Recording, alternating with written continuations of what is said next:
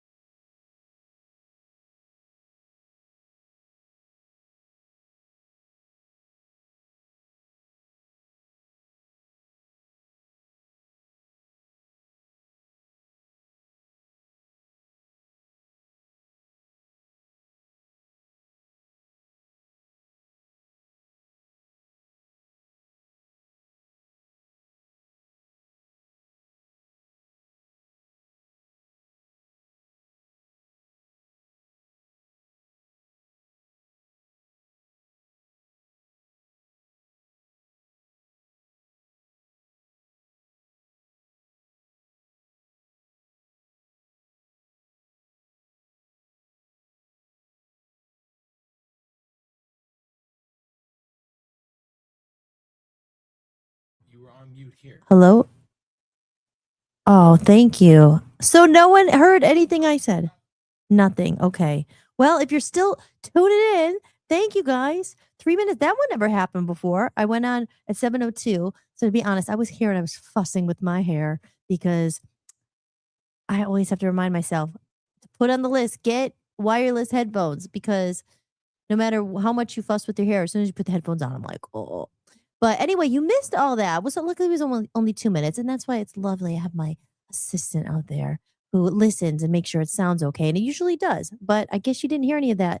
Really, all I said was, "Welcome to Holistics." I'm Hollis Mahady, your host, and today is June 29th. And then I went into saying I can never remember which months have 30 days and which months have 31 days. And if there's there's a mnemonic device, that's what it's called, something to help you remember. Like, I know there's different sayings. Like, remember the state song? Like, I don't remember that one either. It's not that good, but there's like Alabama, Arkansas, the way that you remember all the 50 states. That's one, for some reason, I could just never remember. And I also said I never really used to care about 30 or 31 days. It didn't really matter much. When you get older and you know rent is due on the 1st, or your mortgage is due, or whatever bill is due on the 1st, you're like, ooh, hopefully I have another day. Every day makes a difference. Another day, another dollar, right, guys? Oh my gosh. So anyway, I was saying we were getting into the heart of the summer.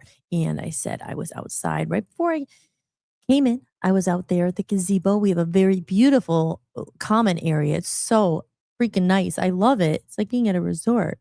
But you don't really get to enjoy it half of the year because it's always cold and, it's winter and it's raining and it's cold. You're not going to be sitting at the pool or the gazebo. So these are like the precious time. You got to get out there and enjoy it. And I was walking over there yesterday across the little bridge. And as I was going across the bridge, so many ducks were there and they were all just everywhere. I couldn't even cross the bridge. I was like, you know what? And they were pooing everywhere too. So I was like, okay. Besides that, I was just like, well, I don't know. Ducks are pretty harmless, but there was a lot of them. I was like, if I just walk in between them, I don't know. Would they ever peck you or be like, I don't know. They seem pretty peaceful creatures, but they were eating and they literally just all sitting right in the walkway. So I was like, you know what? I'm going to go around. But that brings me to the point of the show. It's a little bit different here on Holistics. Oh, I say it's a smorgasbord. We change it up.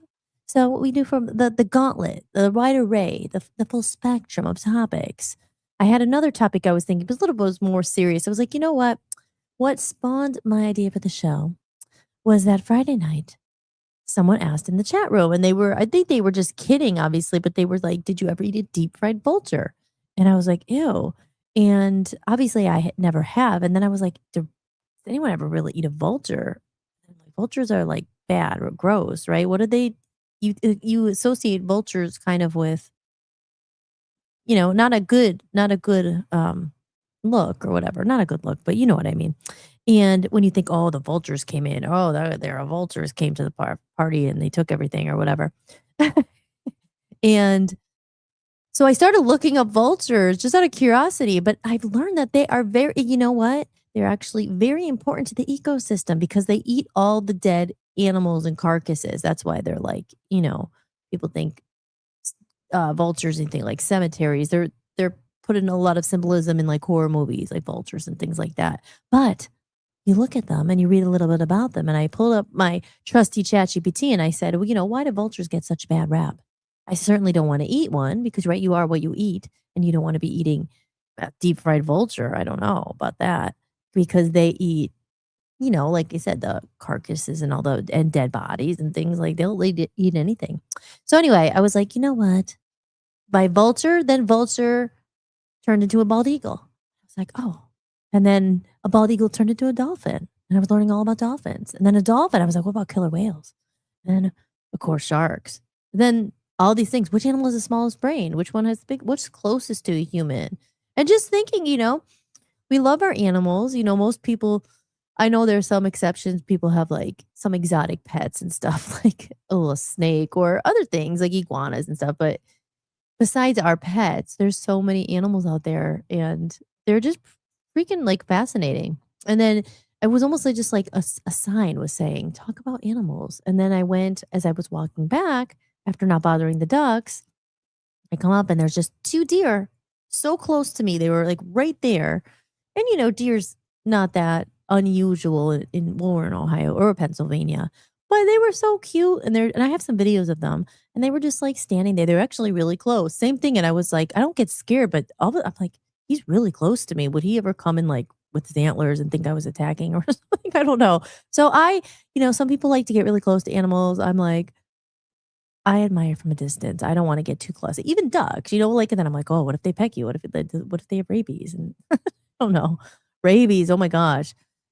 We could get into So anyway, I kind of skipped, but that is obviously what the show is. A little bit about the theme. We go into all different things here. There's no rules. That's why I call it holistics. Oh, my board is acting a little weird. Volume issue here. Oh, no. Oh, wait. I'm supposed to have a sound effect. All right. Well, I'll figure that out on the break. But yes. So that's the cool thing. I use ChatGPT to look it up or Google, but there could be the pictures and I'll tell you a little bit of what I learned and then we will get into more animals. But a little bit of housekeeping. I'm Hollis Mahady, your host. This is Holistics in June 29th, 2026. Like I said, I came in. It was so nice out. And I said, you know what? I got to do my show. Got to go talk about the animals. So we got to get in there. So anyway, what else was I going to say? Yes, Love Zombies is out. It's on Amazon. I put out a few little promotion things, letting people know it's if they're interested in a paperback. I was saying physical copy, then I'm like, oh, paperback. If you're interested in a paperback, you could go to Amazon and search Love Zombies Land. Or you could go to my website, hollismahady.com, and you could click on learn more about the Love Zombies. There's a whole little landing page there. It's not just like buy the book. You're going to get to know them and decide if it's something you might be into. It's not for everybody, but should be for everybody, but I know not maybe a kid's book's not the first thing on your mind, but I always say, you know what? It's a story for adults as well. It's not just for children. Love Zombies possess qualities of love. They have a lot of empathy. They have a lot of heart, obviously. They like to connect, imagination, but they're cool. They're not just like Sesame Street. They have attitude too, So you're going to get to know them and they're very fun and they're very cute and I love them so very much.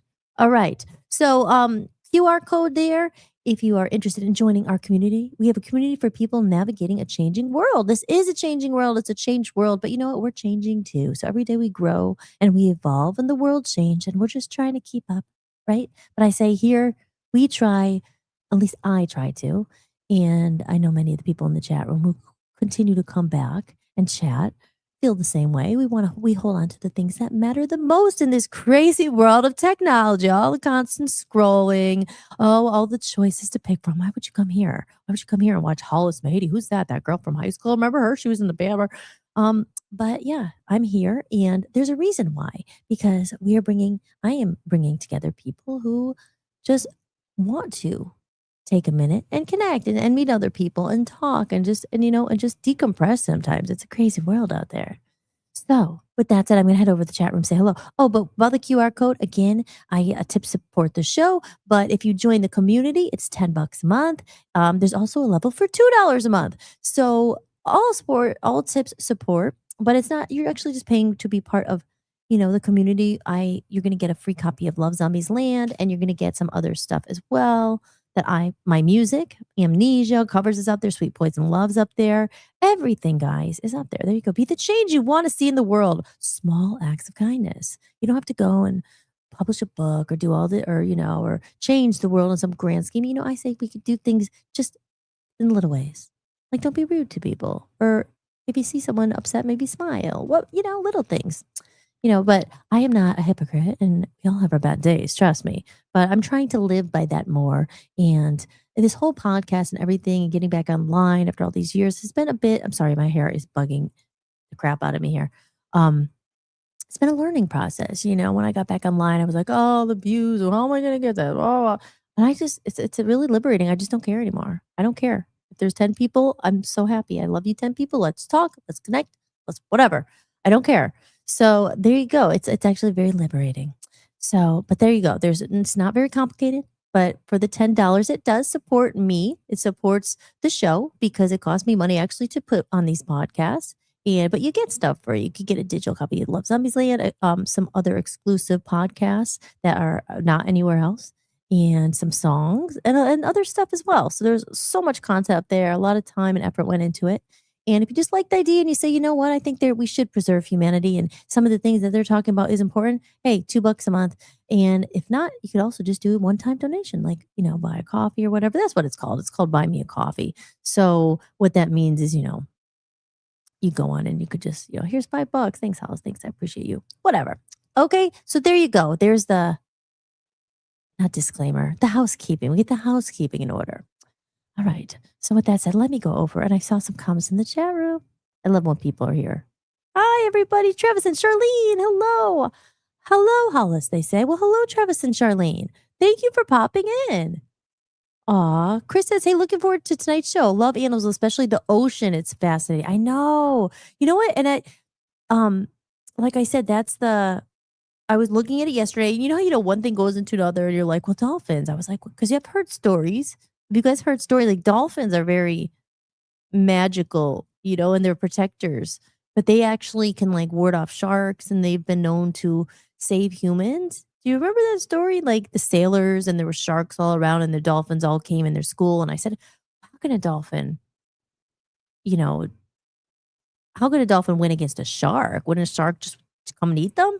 But apparently, I didn't know this until I looked. But the dolphins, their nose, they're so cute. They're long, but they're very like powerful, and I guess they'll like poke the shark, and they could like damage the organ. And then the shark knows enough not to really go by them, and they go in schools. So like one dolphin on its own,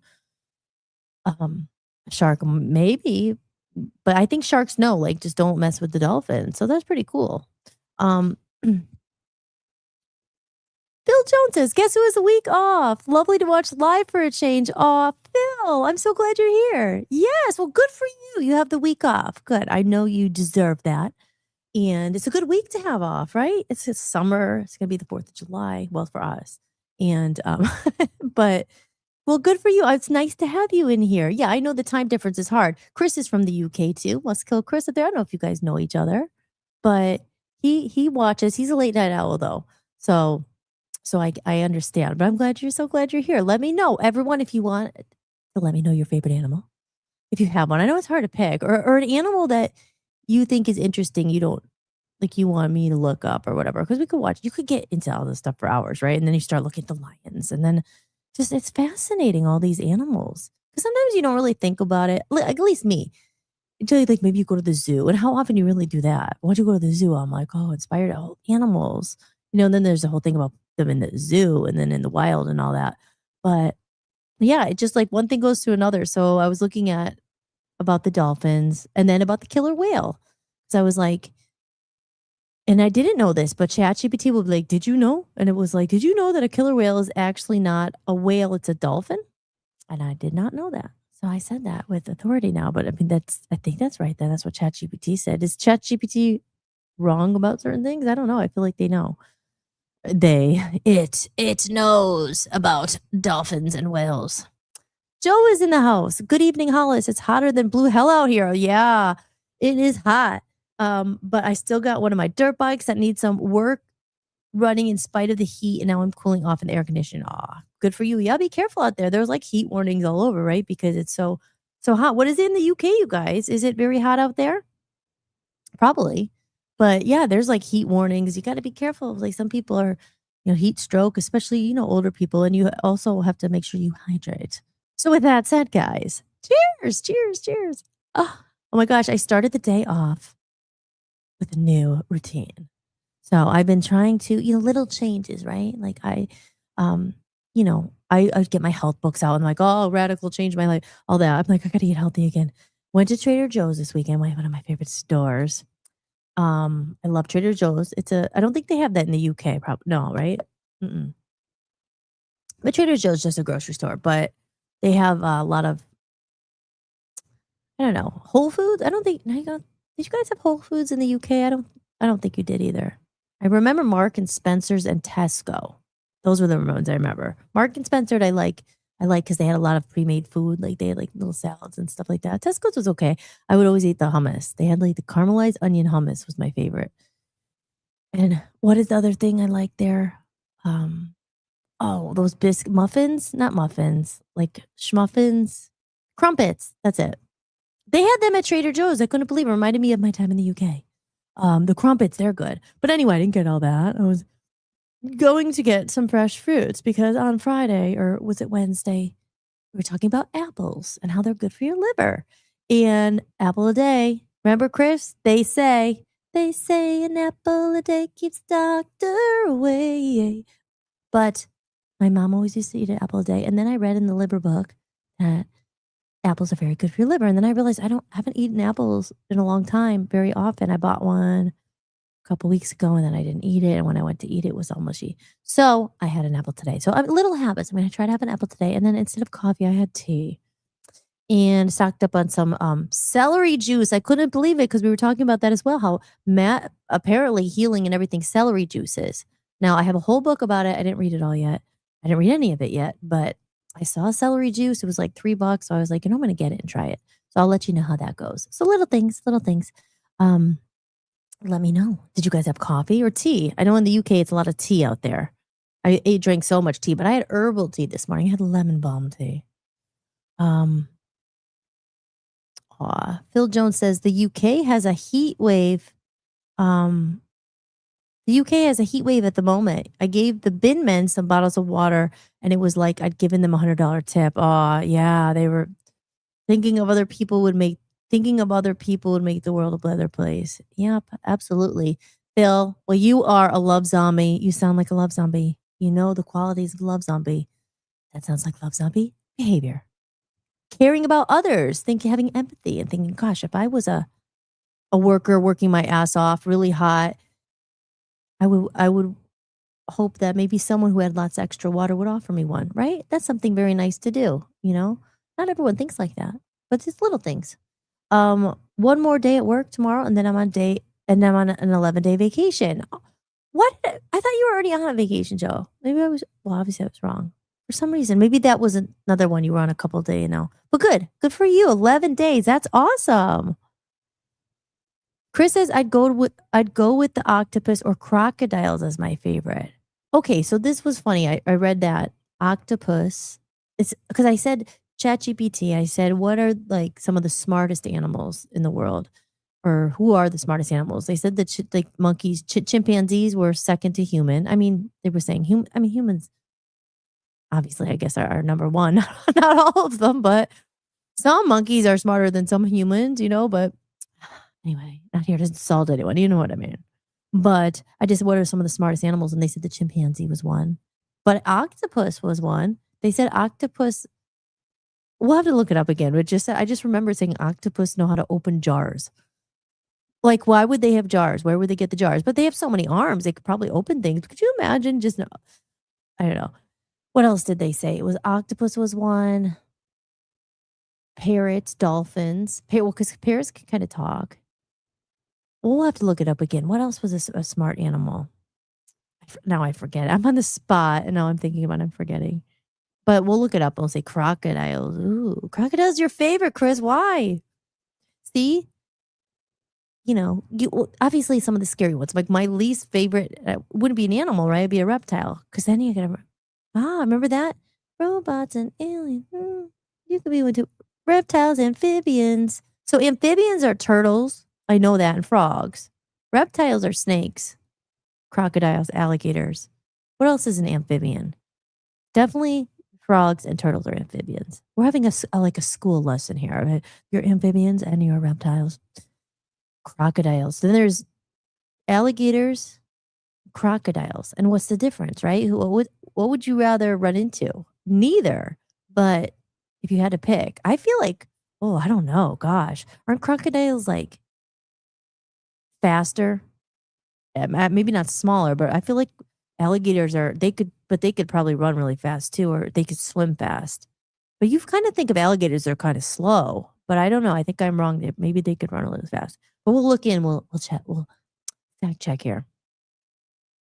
I make sure I put electrolyte in my water every single day. Yes, that's important, guys. Electrolytes.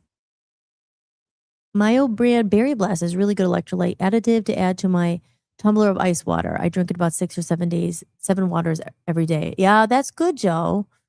Yeah, you have to. I have my water right here. Coconut water is good with electrolytes. I like coconut water, but then we did a fast and I kind of overdid it and I got sick of it. But now you got to get the extra coconut. You never know. It's like the Vita coconut, but it's like Vita coconut. It's a double coconut. So good. Especially if you're fasting and not eating. You're like, oh, this tastes like food after not eating for a while. But yeah, like it's pretty interesting. So let's ask ChatGPT. But and guys, let me know if you have any questions. I also heard this is just what I remember hearing. Like pigs are very smart, actually. And then like what animal has the smallest brain? And I was like, is it a bird? Because you hear people it's not a compliment, it's an insult. If someone says, hey, you're a bird brain. I don't know. Doesn't feel like a popular insult anymore. Like people don't really say that. But okay, bird brain. Is that because birds have very small brains? Because birds are small. Fish. Oh, it was something. Oh, that was the other thing about dolphins. I just remembered it. I'm saying that dolphins can recognize themselves in a mirror, and dolphins also when they sleep with like half their brain on, so they could still keep watch and but they're not really sleeping totally. And then also dolphins just play for fun. Like there have been scientists who saw them just like riding waves for no reason. They were like having fun. It's just so cute when you think about it though. Oh, and dolphins also, each of them have like a different whistle or call that it's almost like having their own name. It's just unique to them. Dolphins seem so magical, right? I know a lot of animals have their different things. I know I'm going to be all over because one thing sparks me to another. How about panda bears? Koala bears. Oh, they're so cute. But I heard they can be mean. I don't know. Has anyone been to the Australia or New Zealand? Because I'm pretty sure that those are the only two places that would have koala bears. I remember there was a fire out there. It was so sad. I really trying to rescue the koala bears. Let's see. Crocs are just cool looking. I held a baby one once, but I wouldn't want to go near the big ones. No way. I admire from a safe distance. Yeah. It's funny because we were just talking about that when he worked in Florida. a lot, and he had to drive through, like, the Everglades, and I did that, I think, when I was younger, like, when I have a family vacation, like, I didn't ever drive by them alone, but he was like, "Yeah, it's like a long stretch, like 160 miles of just, like, Everglades," and they say, "Do not stop, just keep going, get your gas before, and don't stop," because I mean, I don't know, I would that honestly, it sounds crazy, but maybe it doesn't. That is one of the reasons I wouldn't wanna live in Florida. I mean, I think that I mean I would like to live there though. So, I mean, I would, but I would be freaked out, man, if you were just like he said, because he worked with security and stuff, and he said that there'd be like he'd hear that the security guards would be in their hut and like just an alligator would walk by. I'm like, "Oh my gosh.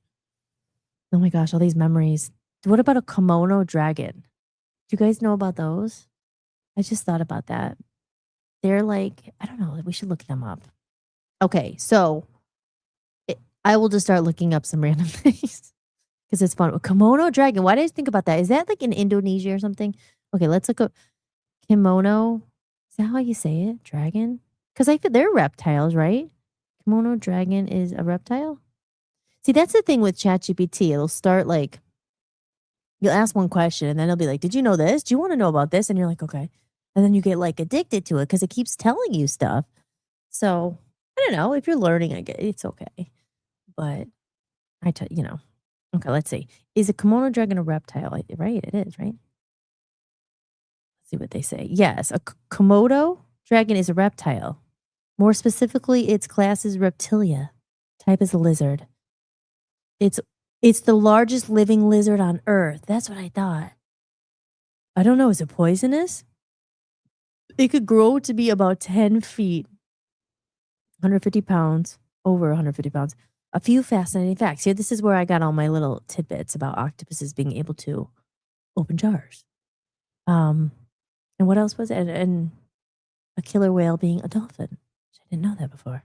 Despite the name dragon, it's not related to a mythical dragon. It's a giant monitor lizard. It uses its long forked tongue like a snake to smell the air and detect prey from miles away. It eats deer, wild pigs, water buffalo, birds, and even carrion. Its bite is dangerous because it delivers venom that could lower blood pressure, prevent blood clotting, and send prey into shock. In the wild, Komodo dragons live naturally on a few Indonesian islands. Yes, I was right about that. I remember that, including Komodo National Park. Since we were talking about vultures, then the I just got to call them something. I named my ChatGPT. I won't tell you what I named it, but um, should I tell them what I named it, Dan? Okay. Since we were talking, but the thing is, your ChatGPT will remember everything. Like they remember things from last night. And they just said, since we were talking about vultures, eagles, dolphins, and killer whales for your podcast, a Komodo dragon would actually be another fun animal to feature. It's one of those creatures that seems almost prehistoric, like a dinosaur that's still alive today. Isn't that interesting? Okay, so let's see about reptiles versus alligators. Okay, what are the main differences between alligators and crocodiles? And what are some fun facts? What are some interesting facts? Oh my god, my typing so bad. It's so bad. I don't even know how ChatGPT like knows what I'm saying because the keyboard is so bad. Are interesting facts are interesting. Oh my gosh. Sorry for the dead air. It's gonna be worth the wait. Are you on the edge of your seat? Now look at that. Now I could just pull it up here, but honestly, it's kind of a pain. But but I will do that in a minute. But okay. Ooh, this would be a fun one. Because people confuse them all the time, right? Okay, the alligator versus a crocodile, the snout. This is the easiest way to tell them apart. An alligator has a wide, round, U-shaped snout. Okay. The crocodile's narrow, pointed V-shaped snout. Okay, yeah. Um, think U is ugly or alligator and V is very pointy crocodile. Teeth. When their mouths are closed, alligator usually can't see the bottom teeth. A crocodile, their upper and lower teeth interlock, so you can see lots of teeth sticking out. Okay. Yeah, that makes interesting. I just thought of that song. Never smile at a crocodile. Du- du- du- du- du- du- du- du- du. It's like a Disney song. Okay. Where they live. Alligators prefer freshwater swamps, marshes, rivers, lakes. You mostly find them in southeastern US, especially Florida and Louisiana. Uh-oh. Our friend Danielle's out there. I wonder if she's seen some alligators. Crocodiles can live in freshwater and saltwater. They have special glands that help remove excess salt. Weird. So personality. See, this is why I thought, yes. Not that you want to run into either, but it says that alligators are more shy, usually avoid people if they can. But a crocodile is much more aggressive and territorial, more likely to attack if threatened. I always feel like they were faster. Let's see if they say that. Amazing fact, they're living dinosaurs. That makes sense. Both have existed for about 80 to 100 million years. Wow. That is interesting. That's pretty old. I mean, dinosaurs disappeared. These guys survived. Amazing moms. Female alligators and crocodiles are incredible mothers. They build nests, guard the eggs, gently carrying hatchlings in their mouths, protect babies for months. Wow. They can replace teeth. Lose one? No problem. They grow another. Wow. Oh my gosh. So I guess that wouldn't end a problem if you're like, not that you would ever do that, but take the alligator's teeth out, they won't bite you, but they grow back. Over a lifetime, they can replace thousands of teeth. That wow, I didn't know that. That's an interesting fact. Did you know that alligators' teeth can grow back? Four-chambered heart, like birds and mammals. That's unusual for reptiles. Hmm. Hold their breath. Some species can stay underwater for over an hour if they're resting. They're fast. There you go. People see, I just said it, right? They're fast. People imagine them as slow, but they're not. They can sprint around 20 miles per hour for short distances. Giant crocodiles. The largest crocodiles can reach around 20 feet long. Oh my gosh. Over 2,000 pounds. That's longer than many cars. We should try to find like the world's largest crocodile. We'll look that up. Why they're important, like the vultures we talked about, they're important to their ecosystems. You guys were learning here on Holistics, a little bit of learning about crocodiles. They keep fish populations balanced, remove weak and sick animals. They create gator holes during dry seasons that hold water for fish, turtles, birds, and other wildlife. With a snapping turtle. So hundreds of other animals can benefit from an alligator's presence. I love that such ancient, fearsome animals are also gentle parents. A mother alligator can crack the shell of a turtle, yet she can pick up her tiny babies in her mouth without hurting them. Aw. It's another reminder that animals are often much more complex than the stereotypes we give them, right? Yeah. Okay, should we look to see what the largest crocodile looks like? Because they also said this the other day too, and I was like, whoa, about bald eagles, about when they make nests. They make nests and they could be like way over a ton. And I'm just like, and some of their wings of bald eagle spread out to like 7 or 8 feet. I mean, these are huge. So those are interesting to look at, but I was things to look at, but I was just like, if a nest weighed like a ton, how would that stay in the tree? Wouldn't the tree like fall down? But then they're like, no, that some of the trees are like tons and tons. Like they usually pick like a big old tree. And then they also rebuild on the same nest sometimes. Like, so a year will go by and it's all just made out of like sticks and stuff. So these, I mean, just sticks and like, I don't know, bushes and things. Like, I don't even, just sticks. So like they just go and it just like, so they make and then the next year they add to it. So, like, they just keep adding and adding. So these tree nests could get, like, really, really big. Very interesting, right? Things you just don't think about all the time. But here on Holistics, you might. I'm here to remind you about the bald eagle nests and the crocodiles. All right, here we go. Let's go to YouTube.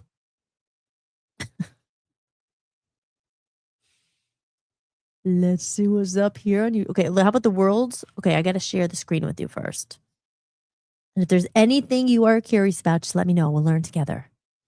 Okay, okay, let me go here. Alice, board up. Can you please share the screen? Okay, here's YouTube. Okay, share. Okay, gotta share that. Okay, now let's sorry guys. This is part I'm a little slow at. Okay, let's look at I listened to a book last night called The Little Prince. Okay, largest crocodile in the world? Ooh, ew. Oh, which one, guys? Oh, Any requests here? Which one we should look at? Look at that one. How long is this one? 2 minutes. Oh my gosh, let's look at this. Here we go. Hold on. Cassius is such a Okay, this is beautiful, okay. big, magnificent boy, and he's obviously got such a So vivid we history to can't tell. hear it, but we can see it. My name's Sally Isberg from the Centre for Crocodile Research. He's I been here now can't for hear over it. Hold on. 35 years at Marineland, Melanesia. But he was I taken don't from know a why city. I'm not hearing it. If Dan, my assistant, come out, I'm gonna take a quick break. You know, guys, it's already 7:37. Gosh, where does the time go? Like, I literally feel like we just started. Just cracking the surface with the crocodile. We only got to crocodiles. What about an armadillo? All right, let me just go here. We're gonna do a little break real quick, and hopefully you'll hear the sound on this. Let's see. Enjoy. Let's see if we can hear it. Join Lolly and the Love Zombies army on an unforgettable mission to Earth. Oh, I'm not hearing it. Join Lolly and the Love Zombies army on an unforgettable mission to Earth. After Drago unleashes his powerful amnesia fumes, people begin forgetting who they really are. Can Lolly and her friends help the world remember before it's too late? Discover the adventure, imagination, and heart of Love Zombies Land. Available now at hollismahady.com and on Amazon.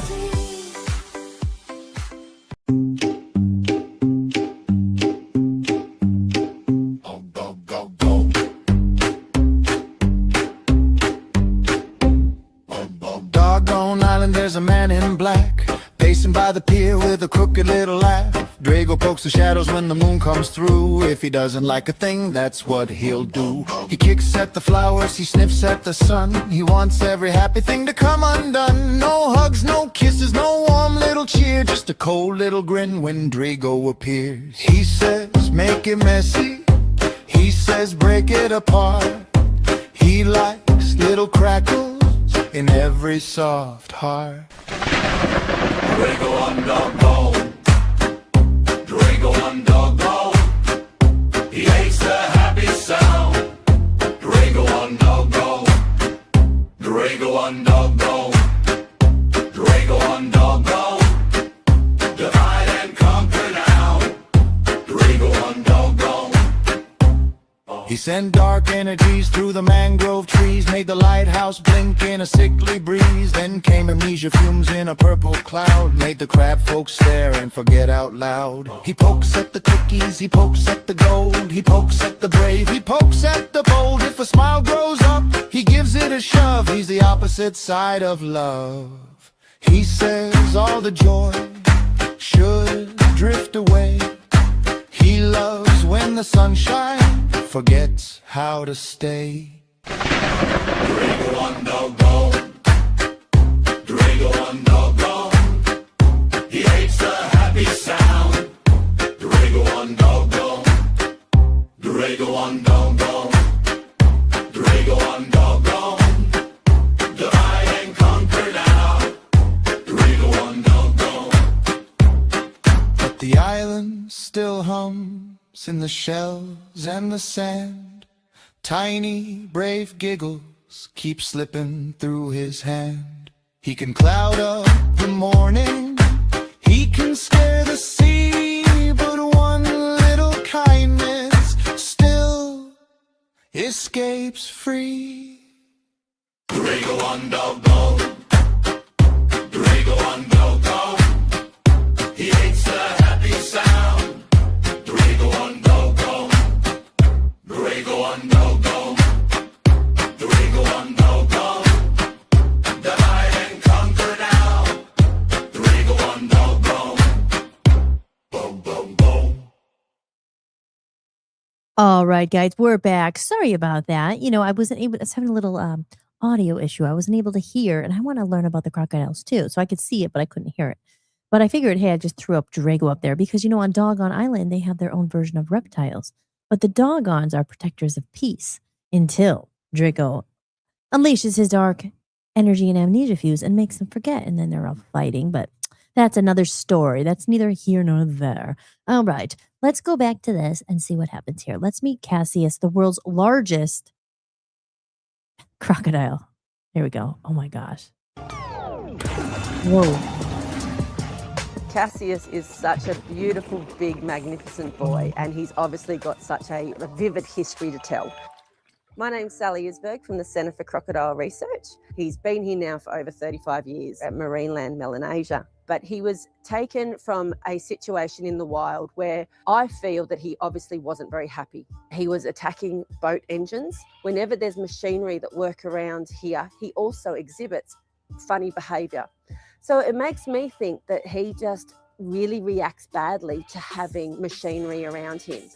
He's fitted in really well, a happy, healthy boy. He has such a personality. He gets called over from one side of the pen and he just happily wanders over. He's got an amazing relationship with George Craig and the rest of the crew here. And he's just an absolutely fascinating character. Every year I come in and do an annual checkup on all the crocodiles here. My favourite is Cassius, obviously, because he is the star of the show. But one of the mechanisms that we can use to look at their welfare is to collect their poo and look at the stress hormone levels within that. And I'm very happy to say that his poo stress levels are very low, which means that he's living the dream here at Marineland, Melanesia.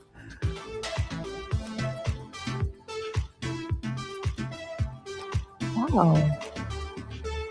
All right, let's see. So let's maybe look at the alligator versus crocodile. How about that? Alligator versus crocodile. Okay, look at that. Ooh, what's the difference? Here we go. One of these is an alligator and the other is Ooh, a crocodile. the one on the And one right. of them kills one person a year and the other kills 1,000 people a year. Wow. Do you want to know which one's deadlier and how to tell the difference between the two? Crocodile. Then this video is for you.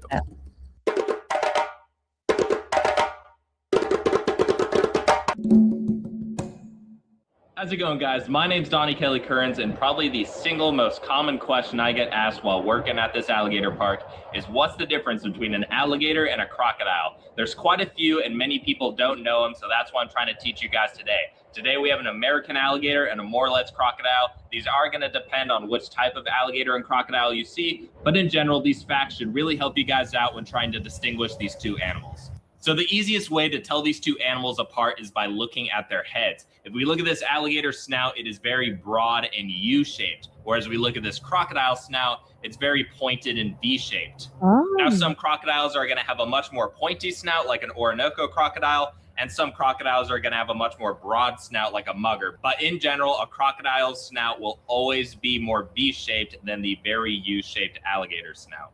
So another way to tell these two animals apart is if you look at their mouths when they are closed. With this baby alligator, you'll notice that you'll only see the top jaw's teeth when its mouth is closed. But with this crocodile, you can see both the top and the bottom jaw's teeth, which makes it look a lot more menacing. And in fact, when you tape these guys up, if you take a crocodile up and put your hands on it, it can still cut up your hands because those teeth are very exposed.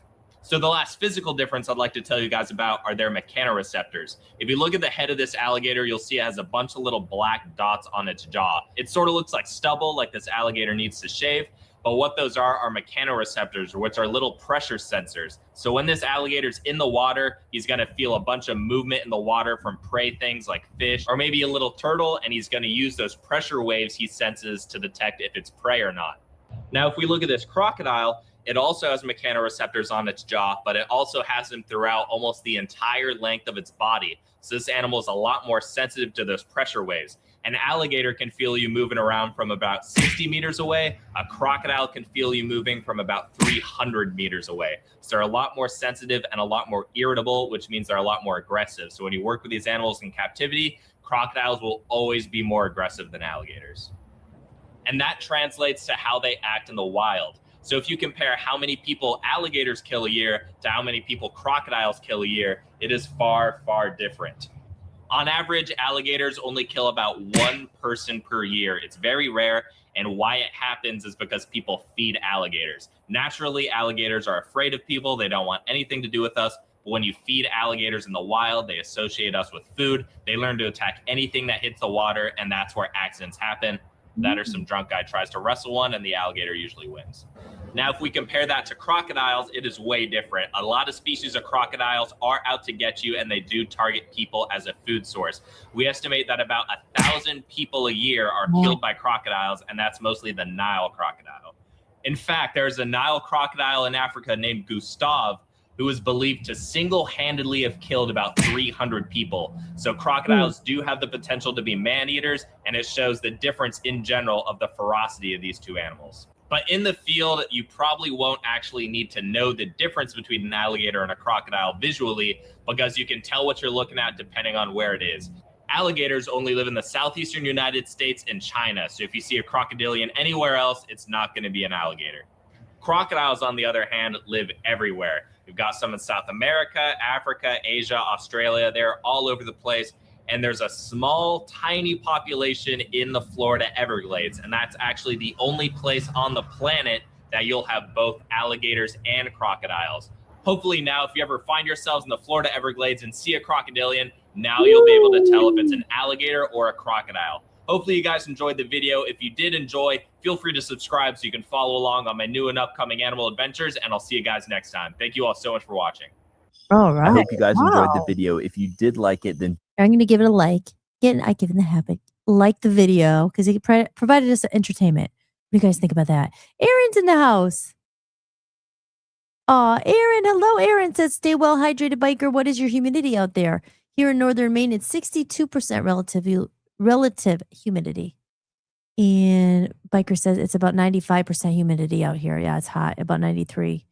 I already did what little outdoor stuff I was going to do. Yes, it's very hot. Okay, so now should we look at dolphins? Because I was learning about them yesterday, and they're like, let's look at them, mate. Flipper, remember Flipper? Okay, let's see. Let's go back to YouTube. Flipper was a show about a dolphin. Okay, so dolphins. And has anyone ever swam with a dolphin? Dolphins, what do we look like? We want the animal, not the sports team.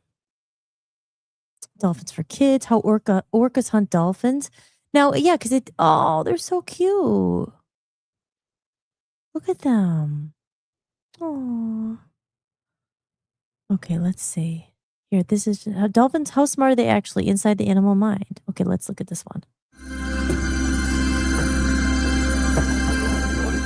Diana places a one-way mirror inside the observation window to test the dolphins. So now we're looking through a window, and they'll be seeing a mirror. Dolphins don't behave like this, staying in one place and staring, if they simply meet another dolphin. This suggests they understand that what they're seeing isn't another animal, but a reflection of themselves. One action never normally seen is this curious fin wiggling. It's an example of what scientists call self-directed behavior. Things the dolphins only do when they're looking in the mirror. Other self-directed behaviors, including looking inside their mouths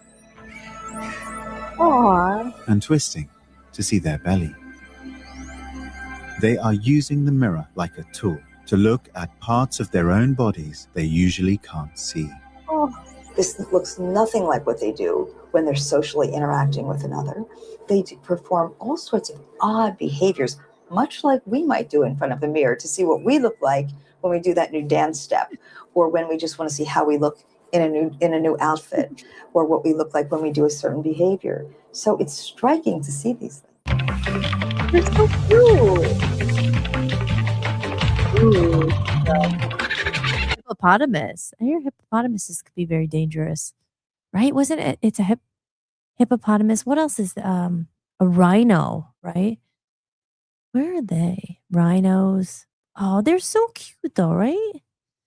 I mean, look at the chimpanzees react to their reflection in the mirror. They're amazing too. I mean, all the animals are. 15 most dangerous ocean creatures in the world. See, this is hard because I just want to look at all of them. I'm the leader here. I have to have a plan. I mean, who do you think is the most dangerous animal in the ocean? I would say the great white shark, right? But I would think a killer whale.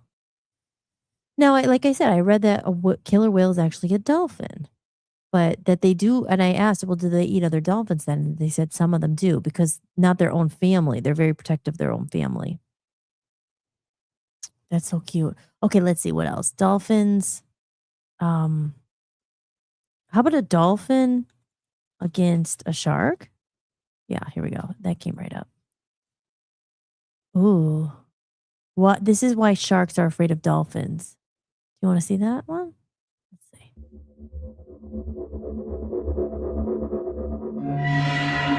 If I asked you to name the scariest, most ferocious animal in our planet's oceans, chances are you'd probably pick one of these tooth-filled monsters. Yeah. But as terrifying as they are, there's another marine animal that strikes fear into the heart of every shark in the ocean. Dolphins. That's right. Despite their happy, smiley faces, Flipper is hiding a deadly secret.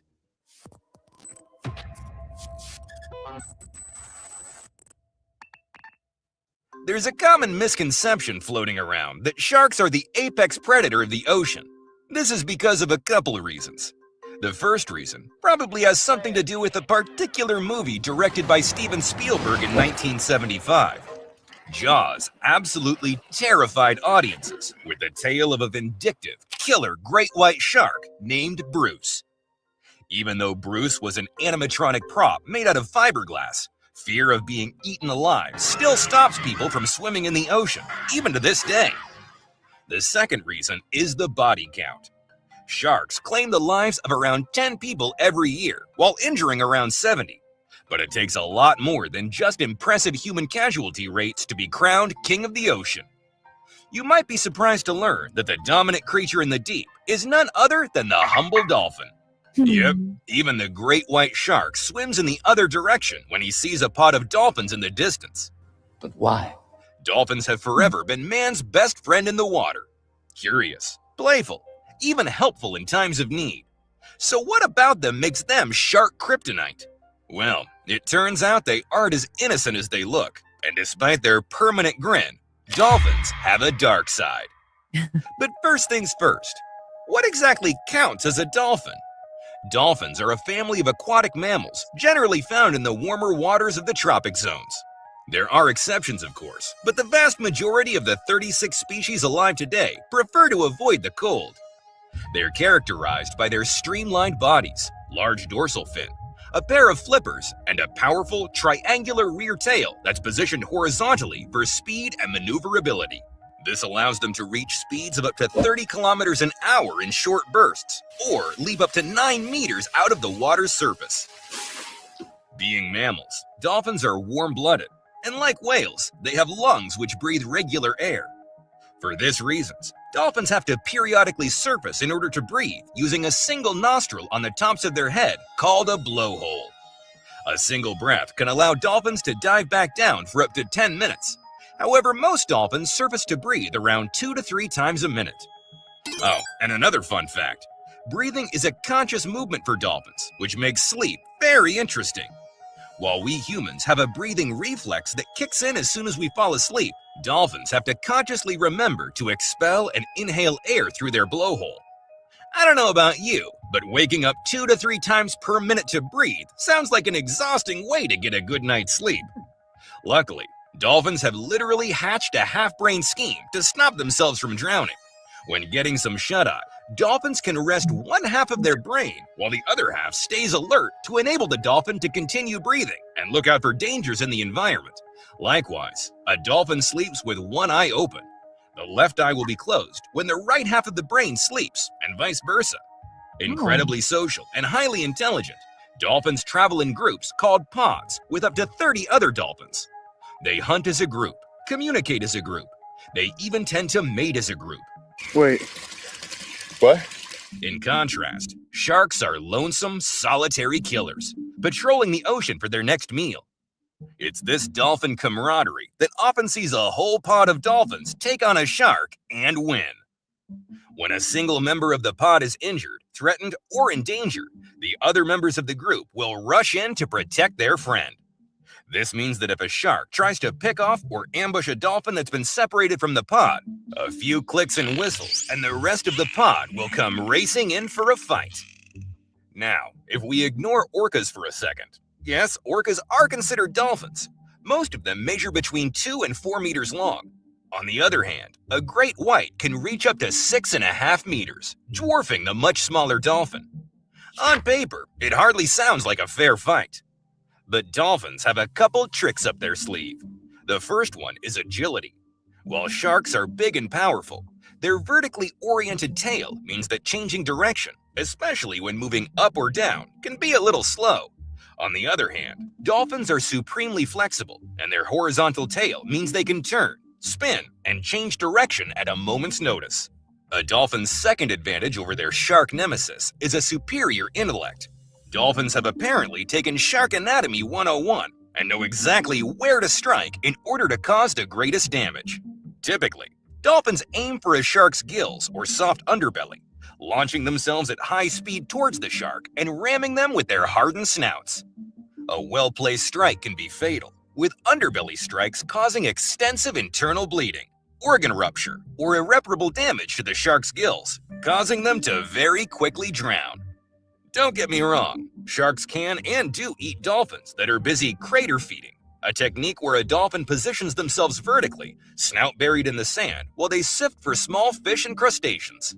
Sharks exploit a dolphin's blind spot while in this position, ambushing and making quick work of the poor animal. Sharks will also often target dolphins that have become separated from their pod. However, more often than not, sharks will take a wide berth when they see a pod of dolphins up ahead. But it's not just their own kind that dolphins save from the jaws of sharks. On multiple occasions, pods of dolphins have put themselves in between hungry great whites and divers, encircling them until the sharks leave.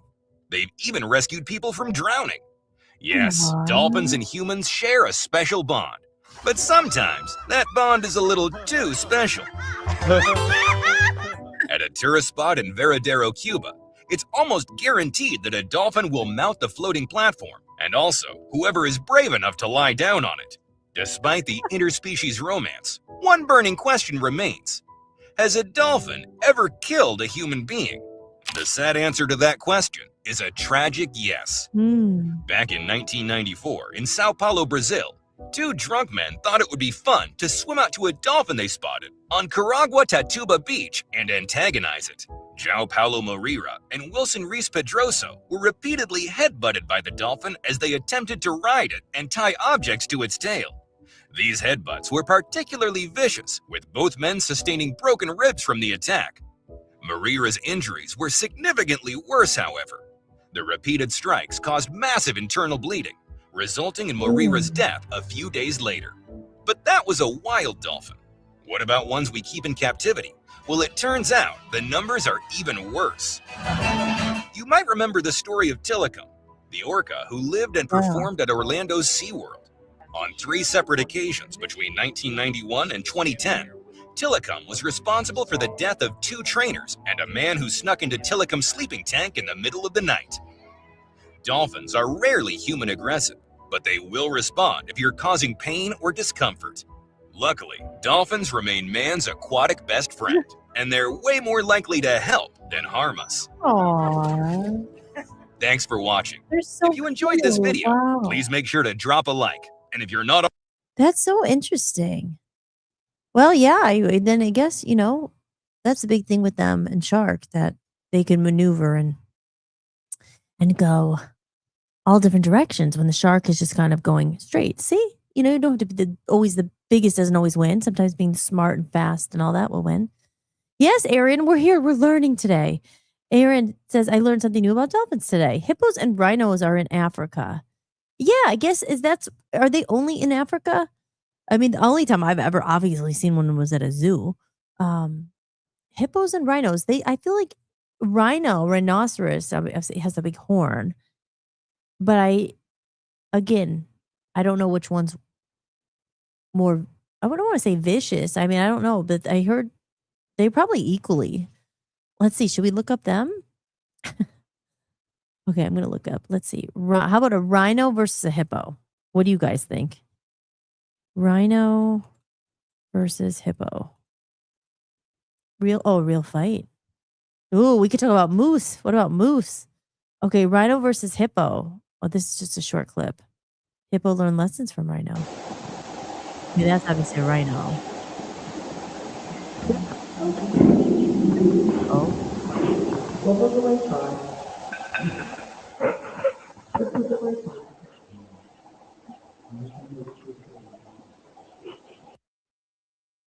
Oh, look at this one. How about this one? Well, Hippopotamus versus I learned a rhinoceros. little bit about these guys. Who would win between these Most two effective. big animals? Not as cute as a dolphin. When talking about large land mammals, we often think of elephants.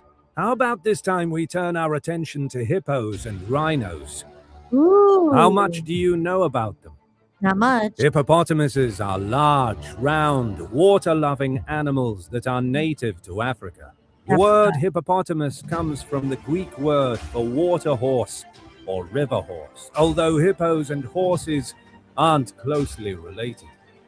Rhinos may look like prehistoric creatures, and they do date back millions of years to the Miocene era, but they are also mammals like us. Size and appearance. The hippopotamus has a bulky body on stumpy legs, an enormous head, a short tail, and 4 toes on each foot. Males are usually 11.5 feet, 3.5 meters long, stand 5 feet, 1.5 meters tall, and weigh 3.5 tons, 3,200 kilograms. The skin is 2 inches, 5 centimeters thick on the flanks, but thinner elsewhere, and nearly hairless. Color is grayish-brown with pinkish underparts. The mouth is half a meter wide and can gape 150 degrees to show the teeth. The lower canines are sharp and may exceed 12 inches, 30 centimeters. The ears, eyes, and nostrils are located high on the head so that the rest of the body may remain submerged. Numerous skin glands release an oily reddish or pinkish lotion, which led to the ancient myth that hippos sweat blood. This pigment actually acts as a sunblock, filtering out ultraviolet radiation. Rhinoceroses are characterized by the possession of 1 or 2 horns on the upper surface of the snout. These horns are not true horns, but are composed of keratin, a fibrous protein found in hair. Modern rhinoceroses are large animals ranging from 8 feet, 2.5 meters long, and 5 feet, 1.5 meters high at the shoulder in the Sumatran rhinoceros, to about 13 feet, 4 meters long, and nearly 7 feet, 2 meters high in the white rhinoceros. Adults of larger species weigh 3 to 5 tons. Oh my God. Rhinoceroses are noted for their thick skin, which forms plate-like folds, especially at the shoulders and thighs. All rhinos are gray or brown in color, including the white rhinoceros, which tends to be paler than the others. Aside from the Sumatran rhinoceros, they are nearly or completely hairless, except for the tail tip and ear fringes, but some fossil species were covered with dense fur. Range and habitat.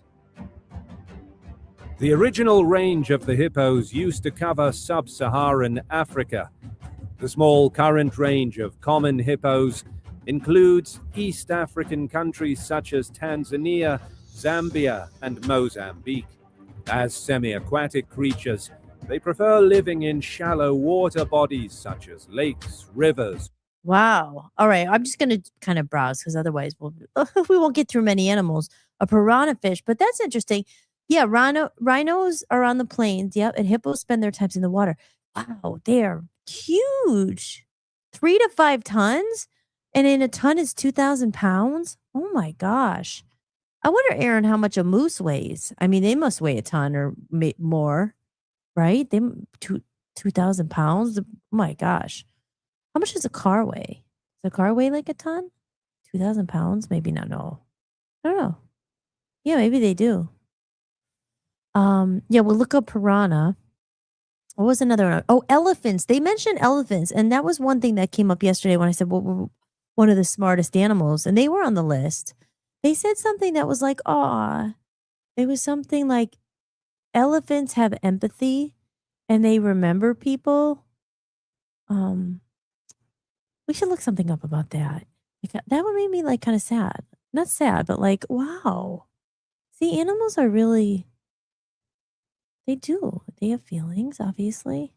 Here, let's look up elephant. Elephant. I mean, I wonder how much an elephant weighs. I mean, they weigh tons. Elephant empathy. Let's see if that happens. If something comes up. An elephant showing empathy. Let's look at that one. You know, man, we like empathy here. Elephant empathy. It's this one. Oh.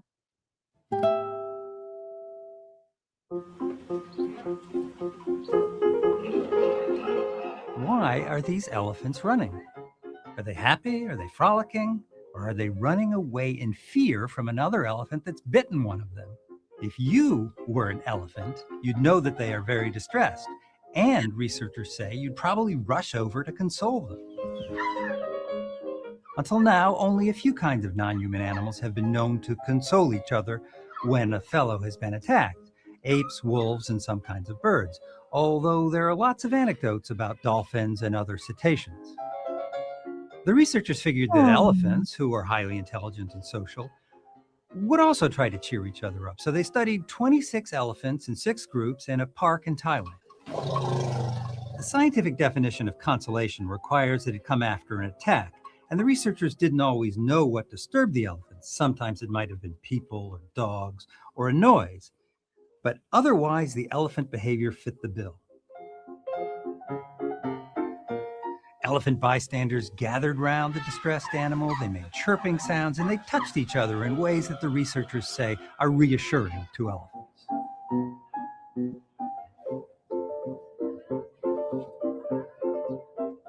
Evidence of empathy in yet one more animal.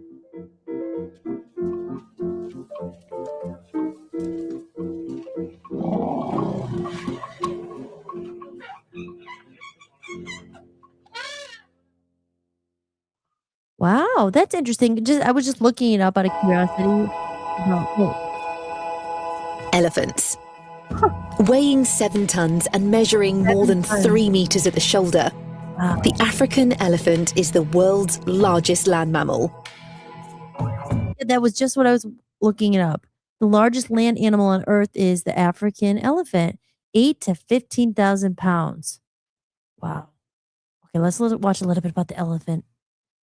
The Asian elephant. Oh, baby elephant. And their tusks, you know, the whole thing. But they are not just physically giant. They have the biggest brains of any land mammals too. Wow. 3 times bigger than ours and weighing a whopping 5 kilograms. They're made up of around 300 billion neurons. That's 3 times more than humans. Do these huge brains translate into a heightened intelligence? What emotions do elephants feel? And why is the herd so important for their survival?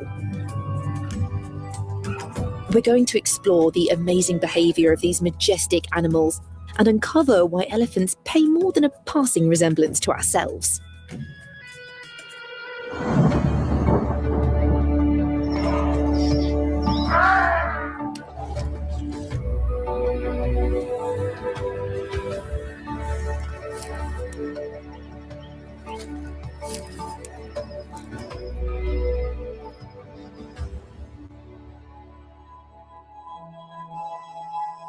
Elephants are one of the most intelligent animals on Earth.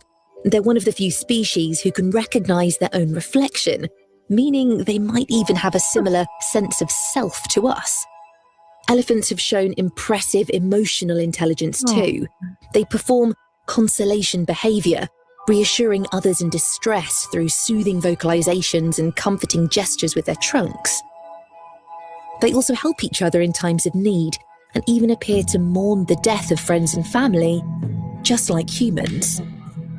These behaviors can be seen in close-knit elephant families, usually made up of a dominant female or matriarch, her daughters, and her calves. Showing altruism or selflessness, the family will all pitch in to help rear youngsters and protect them in times of danger. When threatened, they keep the more vulnerable babies in the center of the herd, forming a protective barrier against all predators. Somewhat surprisingly, elephants will often babysit for other mothers in the herd. In fact, it's an extremely important aspect of elephant life. It builds lifelong bonds and helps the herd to thrive. Mothers have even been found to adopt orphan babies, letting them suckle and protecting them after their mothers have died. Some herds have adopted outsiders too, like a human family might do. Like humans, young elephants spend many years learning from their elders. They won't reach independence until they're 10 years of age, and there's a lot to learn. Wow, that's amazing. Oh, good. Aaron gave us some interesting facts here about the Maine moose. Weighs 800 to 1,000 pounds. I mean, that's still huge for females, and up to 1,400 pounds for males. 2,000 per ton. Wow. And an Alaskan moose are larger and can range upwards of 1,600 pounds. Impressive, but less than a hippo. And how about that that elephant being so like one of the biggest animals? Interesting. So elephants are obviously in Africa, but what about they have them at the zoo? I mean, I know that's a controversial thing. Some people think that they shouldn't have them. Okay, so I went into ChatGPT just to as our subject of animals here, and I said about because I think it's interesting that the smartest animals and who have the smallest brains. ChatGPT said the smallest brains are usually found in tiny animals, but what's amazing is that a tiny brain doesn't necessarily mean a dumb animal. Here are some of the smallest. The fairy fly, a tiny wasp, one of the smallest insects on Earth. Its brain is smaller than the period at the end of this sentence. Yet it can fly, find food, and reproduce. An ant. Oh, yeah. Oh, yeah. Sorry, guys. Aaron says, I was so happy to see a red belly piranha at the zoo in Scranton. What a great experience that was. Thanks, Hollis. Oh, yeah. We went in Scranton. I don't know if anyone, probably not, maybe not in the chat room from PA, but in downtown at Steamtown Mall, there's like an aquarium, but they had some other little animals too. Remember, Aaron, the little cat? Did you ever find the cat? That was one that stuck out for me, as I love cats. I know you do too. But it was like an Asian cat. It was like at the Steamtown Mall in Scranton. I was like, and it was just, he was kind of by himself, but it was like it seemed like night. They made it with the light, so it was night for him. I forget what it was called, but what was that? The red belly piranha. Oh, okay. Yeah, I don't know much about piranhas. Where did they exist? We're going to look at them next. But first, tiny brains. An ant. An ant's brain is about the size of a grain of sand. It contains roughly 250,000 neurons. Wow. Together, ants build huge colonies and solve surprisingly complex problems. Yeah, like the ant farm and all that. A fruit fly, very small. Jellyfish. Here's an interesting tidbit that you could tell at your next dinner party to impress your friends. Jellyfish, did you know jellyfish have no brain at all? Instead, they have a simple nerve net spread throughout their body. A sea squirt. Never heard of that one. This one is amazing. As a baby, it has a tiny brain so it can swim. Once it attaches to a rock for life, it digests most of its own brain because it no longer needs it. Ew. A sea squirt. A honeybee. Brain weighs less than a milligram, yet bees can recognize flowers, communicate through their famous waggle dance, remember locations, and even recognize some human faces. One of my favorite facts, one of Chat GTT's favorite facts. So an elephant's brain weighs about 10 to 12 pounds. A honeybee's brain weighs less than 1 milligram. The difference of that's a difference of a million of time in size. Yet both animals can learn, remember, communicate, and solve problems. The lesson: brain size alone doesn't determine intelligence. For example, dolphins have very large brains. Elephants have huge brains. Crows and parrots have relatively small brains but are incredibly intelligent. Octopus have large nervous systems with many neurons in their arms as well as their brains. Nature is amazing because there are so many different ways to become smart. A tiny bee and a giant elephant both can solve problems. Yeah, they just do it with very different kinds of brains. It's amazing when you think about it, right? When you think about just the creation of life, not just human. We're humans, so we focus more on our own lives and stuff. And obviously we have our pets and your cats and your dogs. But I mean, when's the last time you thought about the brain of a honeybee? That's what we talk about here on Holistics. So I said, what is the least smartest animal? And he says, I call ChatGPT he, or he says, this is actually a trick question. Scientists generally don't like calling any animals dumb because every animal is adapted to survive in its own environment. That said, there are some animals that have a reputation for not being very intelligent. All right, what do you guys think? Any guesses there? Who you think are like the least intelligent animals? Probably the simplest answer, because if we just remember our fun fact, jellyfish, probably because they have no brain, just a network of nerves. They survived for over 500 million years without a brain. Yeah, they've survived that long. Wow. Aw, here's one. A sloth. People often call sloths dumb because they're slow, but they're actually just built to conserve energy. Aw. They're cute. We got to look them up. They're really cute. Where are they? I don't know. I know what they look like, and they're an interesting little character, but I'm not sure where they reside, where you would find sloths. Koalas. Koalas have one of the smallest brain to body ratios among mammals. Interestingly, though, they almost exclusively eat eucalyptus leaves. If you put those same leaves on a plate instead of a branch, many koalas won't recognize them as food. Aww. Turkey. Wild turkeys are actually fairly alert, but domestic turkeys have a reputation for being less adaptable because they've been bred by humans for meat production. Pandas. Giant panda. Pandas spend most of their day eating bamboo, which isn't very nutritious. They don't show the same problem-solving abilities as animals like crows, dolphins, or great apes, but they're perfectly adapted to their lifestyle. The surprising part, some animals people think are dumb are actually incredibly smart. For example, crows can make and use tools. Parrots can solve puzzles and learn hundreds of words. This is what I was saying. Octopuses can escape locked tanks and open jars. Wow. Elephants recognize themselves in the mirror and have remarkable memories. Dolphins cooperate, communicate, and recognize themselves in mirrors. Nature isn't really about being the smartest. It's about being good enough to survive. A jellyfish has no brain and has been around longer than dinosaurs. Wow. That is interesting. An octopus is incredibly intelligent, but usually lives only a few years. Aw. And how about the thing with the octopus with the ink? Both are evolutionary success stories in their own way. That's one thing I love about the animal kingdom. There's so many different ways to thrive. Oh, octopus in ink. Now let me know. Okay, in the meantime, we'll look back at octopus. Let's look at the piranha.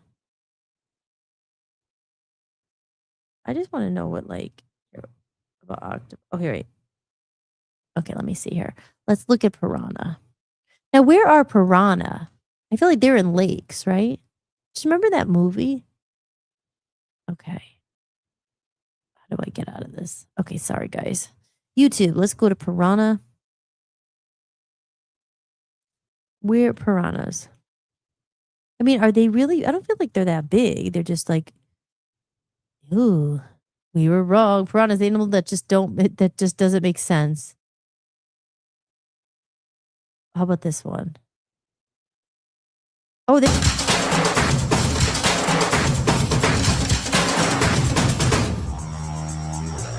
Time for the ultimate killer's test. How would the piranha react to my duck? So, we have our oven ready here. We'll just give it a dabble.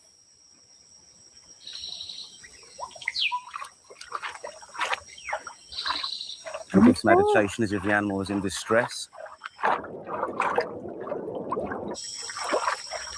Yep, and then make some movements and to release some blood from it. Right, okay. We've got to make it look as if this animal's struggling to break free of the surface. And maybe it's had a broken wing, it's bleeding. We knew they were there, but they're very wary.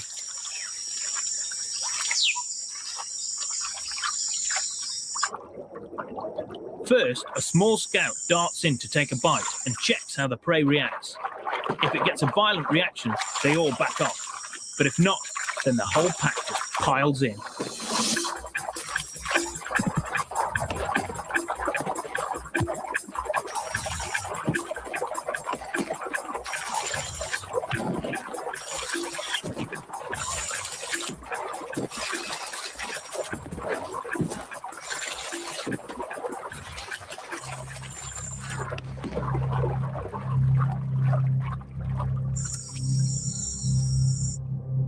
Just a few minutes later.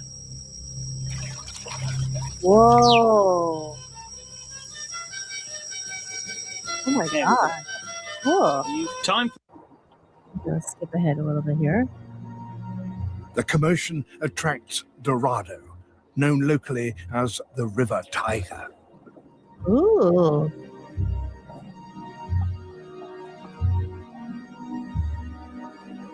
They patrol the feeding shoals, looking for a chance to strike.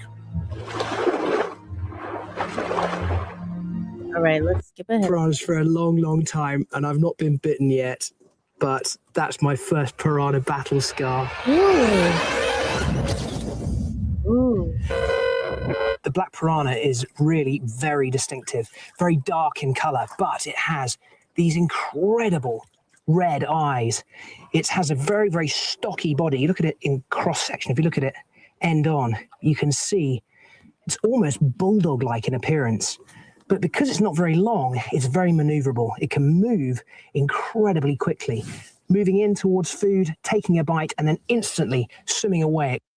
Wow. All right. Well, I don't know. Do people eat piranha?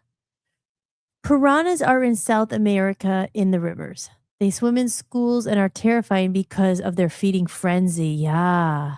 Oh, like that movie, right? That's the only thing I remember really about piranhas is that one movie about it, right? Should we look at that? That's like our TDI Friday, the piranha the movie. Well, I don't know. Maybe we'll say that one for Friday. There's too many interesting things. We can't just get stuck on one. Animal encounters. You never know if these are real or what. Look at the world's grumpiest cat. This is what happens, guys, right? We go on YouTube. They're like, oh, I'll watch the animal compilations. The funniest animals ever. A raccoon. Oh, how about kangaroos? They're interesting. Like boxing kangaroos that box and stuff. I hear that kangaroos could be very not the nicest, right? They punch people and stuff. Oh my gosh. How about sloth? I wanted to look up that one. Like, let's look up sloth.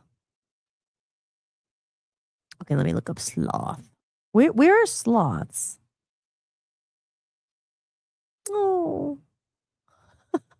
They're so cute. If there's one thing you know about sloths, it's that they're, well, slow. But that doesn't mean they're boring. In fact, sloths are one of the most extreme animals on the planet. Oh my God. And not just because they poop only once a week. First of all, sloths really are extremely slow. Their top speeds clocking at just 0.25 kilometers per hour, making them the slowest mammal on the planet. According to zoologist Becky Cliff, that's because, well, sloths can't really see. 60 million years ago, they lost the ability to see. They went almost completely blind. So in the daytime, a sloth actually can't see anything because it's too bright. If you can't see where you're going, you can't run around because you're going to fall out the tree. Moving slowly may sound like a liability, especially if you're nearly blind. But being sluggish actually comes with all kinds of benefits. For one, they save an enormous amount of energy. In fact, sloths use about 90% less energy than the average mammal, which is vital, considering their diet is a low-energy snack consisting of leaves with a side of leaves. And as it turns out, being slow also helps sloths avoid detection. You see, sloths are so slow that predators like jaguars and eagles, which use movement to hunt, can't even find them. But some sloths take predator avoidance to the next level. Thanks to rare extra vertebrae in its neck, the three-fingered sloth can turn its head 270 degrees, which allows it to smell incoming predators from almost any direction. And that's especially useful when you spend nearly all of your time motionless in a tree. In fact, sloths sleep, mate, and even give birth, all while hanging upside down on a branch. And as you might expect, that requires some pretty extreme adaptations. They've got special tendons in their hands which lock into place. And along with their long, hook-like fingernails, allow them to hang easily. They're like a giant coat hanger. And to combat a rush of blood to the head, which might be familiar if you've ever hung upside down, They have special sort of valves in their circulatory system that does actually stop the pooling of blood in the head. but if you think that's extreme, consider this. Once a week, sloths risk their lives on a daring journey from the protective forest canopy to the ground. Their mission? To poop. And it really is risky. We suspect about 60% of predator-based sloth deaths happen while they're pooping. They literally risk their life to come down to the ground. So they have to make it count. And boy, they really do. Sloths can lose an astonishing 30% of their body weight each time they go. Plus, they might get a mate out of it. How do you find a mate if you're solitary and you can't move very far? Well, they're going to have to use pheromones and scent markers. I think that coming down and leaving a little pile at the base of your favorite trees is sort of like a little signpost. But if there's one thing that really pushes sloths over the top, it's their rough fur. Sloth's fur has its very own ecosystem. Because they live in the rainforest, it's often, wet, which creates the perfect environment for algae to grow and provides sloths with green camouflage. But it isn't just algae that calls a sloth's fur home. You can also find beetles, cockroaches, and a species of moth that's found nowhere else in the world, except for on a sloth. And the sloths don't seem to mind one bit. But that's not all.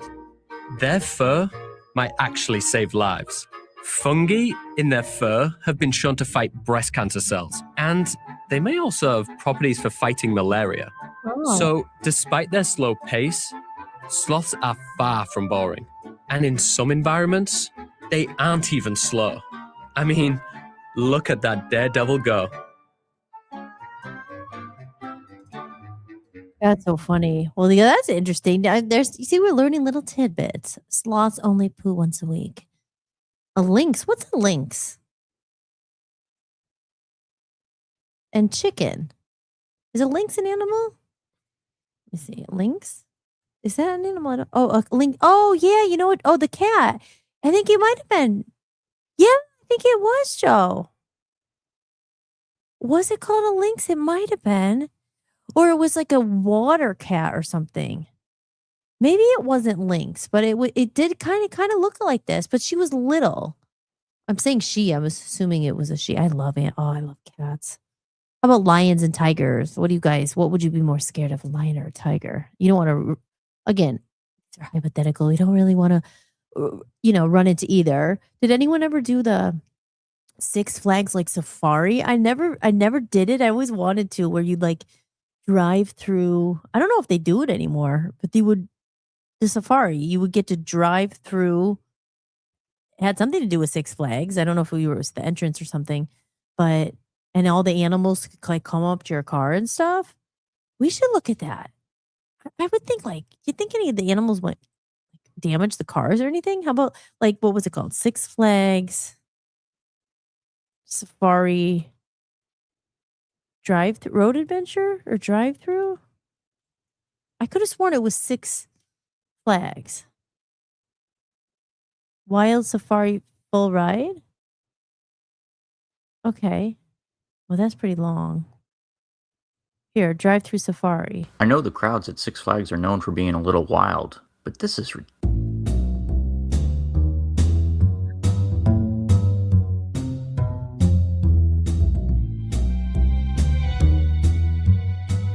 Let's go.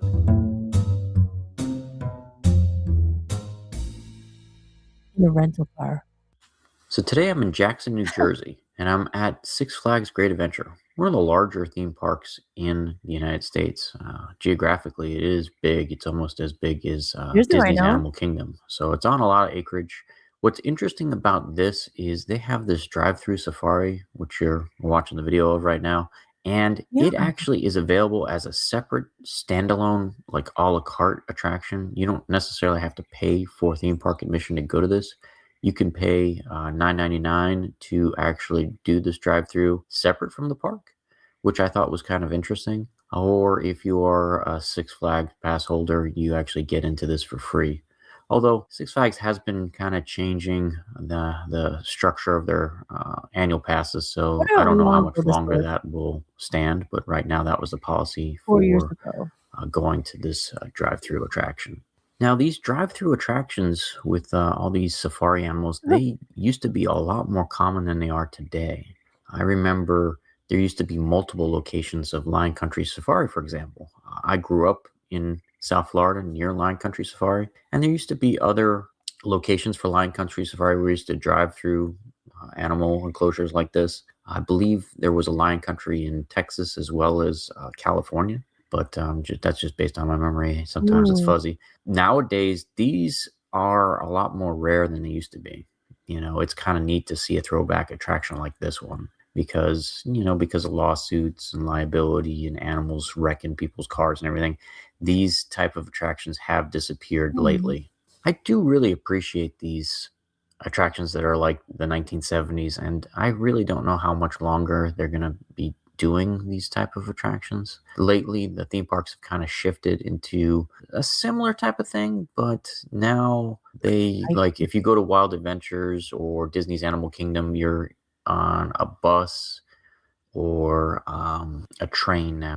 Injure them because they're not trained to properly, Oh, you look know, at a look giraffe. at. And if you don't want to get tangled up with your family at a zoo for a full day, you know, Country Safari is probably a little larger than this one. Ooh. But overall, this is a respectable drive-in safari. And if you're in the area and enjoy these type of things, Interesting. That's one that a giraffe.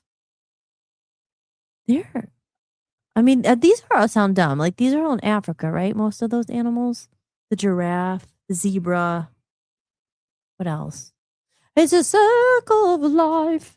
I was thinking about that today. Lion King. You know, it's like the vulture. When it comes back to the vulture, it all started with the deep fried vulture comment that kicked us off into the magic kingdom here, the animal kingdom. But the circle of life. Who's at the top of the food chain? The lion definitely is one of them, right?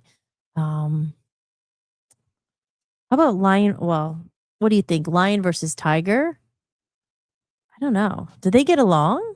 Do lions and tigers get along? Tigers versus lions. Who would win? What is the difference?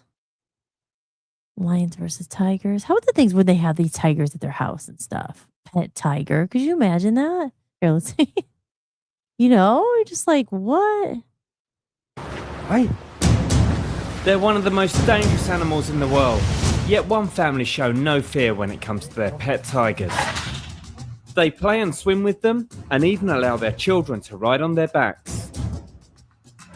Eu não tive nem pouco de medo das minhas filhas conviver com esses animais. But not everyone is happy, and there's fears something will go wrong sooner or later. Eu acho perigoso. I mean, how is that even allowed? You know what I mean? Like, how would you get your hands on a tiger? And I don't think are you allowed to have a tiger? It's like a wild animal, right? Contato dela com os bichos. Ooh. Here in Moringa, Brazil, Ari Boyce and his family have not one but 7 tigers. Oh. Together with his 3 daughters, Desanira, Yara, and Nayara, Ari and the family eat, live, and even swim with the giant cats. Despite having no experience with tigers, Ari rescued 2 of the big cats from a circus 8 years ago, after he found them living in bad conditions. He decided to build an enclosure and welcomed them into the family. Eu não tive nem um pouco de medo das minhas filhas conviver com esses animais. Tem que existir respeito e amor. E daí os animais vão também respeitar vocês e vão amar vocês. And it wasn't long before Ari's daughter, Yara, began feeding, petting, and walking the tigers on leads. Os tigres nasceram aqui, a gente acabou cuidando, dando mamadeira, e o instinto deles foram adormecidos. 20-year-old Nayara has formed a special bond with one of the tigers, Tom, and regularly swims with him. Piscina com Tom 3 vezes na semana para manter esse condicionamento dele de nadar, até mesmo porque ele tá um pouco pesado, dificilmente ele entra na piscina sem eu. Entendeu? Ele já Lions and tigers and bears. Oh my. I don't know.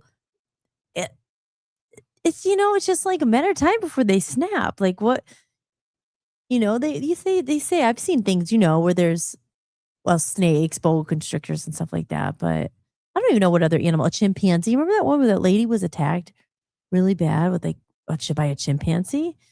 Like, because at the end of the day, they are still wild animals, that I'm sure they can be trained to be your friend if you had them since they were like a baby or whatever. But I don't know. I like it. Like Chris said earlier, like it's better to admire from afar. But yeah, I don't know. I just think it was interesting. How about polar bears? How about bears in general? Grizzly bears. Have you guys ever ran into any scary animal encounters? I know Aaron maybe ran into a moose, or I know Amy saw a moose and stuff. I saw a bear once in the woods. But other than that, nothing too scary. No. But yeah, cats, I don't know. It's just very interesting how flamingos, lots of different birds. But yes, guys. So what else is going on in Kinetics? Let me just we'll take a little break here, just in case because I've already been talking for 1 hour and 40 minutes. So we are going to see what's happening next. Maybe we'll switch off animals and let's see what else is going on. You're watching Holistics, hosted by Hollis Mahady. Be sure to visit hollismahady.com and join our email list to stay updated on upcoming shows, special events, new music, books, podcasts, and creative projects. And if you're looking for a community of like-minded people who value authentic human connection, meaningful conversations, creativity, music, art, and personal growth, join us at buymeacoffee.com/hollismahady. Together, we're building a growing community focused on preserving what matters most. Real people, real conversations, and genuine connection. Love Zombies Land, out now. Get your digital copy exclusively at hollismahady.com or order the paperback today on Amazon. And there we have it. All right, let's remove that. We'll get a little background back up here. So today is Monday. Now this Wednesday, I will be putting up a new episode Wednesday. I'm not going to be here because I am going to be doing a music endeavor. And I think this week I'm switching it up a little bit. I'm getting out back into the Cleveland scene, trying to meet some people and stuff like that. The past 2 Wednesdays, I put my new episode up though. But I went to the Rock and Roll Studios and was playing some oldies and playing the piano.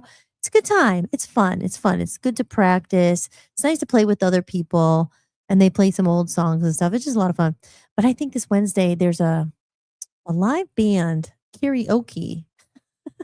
I haven't sang karaoke in a long time, but what's cool about it is actually a live band that will take requests and you could go up and you could sing with the band. So I haven't done anything like that. I don't really know anyone here. So I'm like, oh, maybe I'll just get back out there and sing a little bit as I work on my own stuff and all that. Lots of new stuff in the pipeline.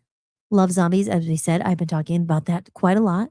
And Aaron, I found my envelopes. I'm going to be mailing out your book tomorrow, as I promised. And I'll be sending my mom a copy as well. So there's all that. But yes, let's see what else we got here. And don't forget, guys, take a little quick break. I'll be right back after this commercial break. Hey guys, have you noticed it too? The world is changing fast. Technology, AI, social media, endless scrolling. Sometimes it feels like we're all trying to keep up while wondering what we've lost along the way. The world is changing. This isn't about resisting the change, and it's not about living in the past. It's about bringing the best of what makes us human with us into the future. Authentic human connection, meaningful conversations, creativity, community, kindness, being human. I'm Hollis, and I don't claim to have all the answers, but like you, I'm simply navigating this changing world one day at a time. And that's why I created this community. It's a place for real conversations, shared experiences, curiosity, creativity, and connection. It's a place where like-minded people can come together and remember what matters most. In a world filled with self-promotion, this community isn't just about me. It's about us. So as my contribution, I'll share things that I do create. Music, podcasts, stories, creative projects, special events I'm thinking about having, and a complimentary digital copy of Love Zombies Land. A story for kids, but a reminder for adults too. But the real value here isn't just the content. It's the community we're building together. And if that sounds like something you've been looking for, I'd love to have you join us. The world is changing, guys, but let's bring the best of what makes us human with us. If you're interested or thinking about joining, head over to buymeacoffee.com/Hollis Mahady and check it out.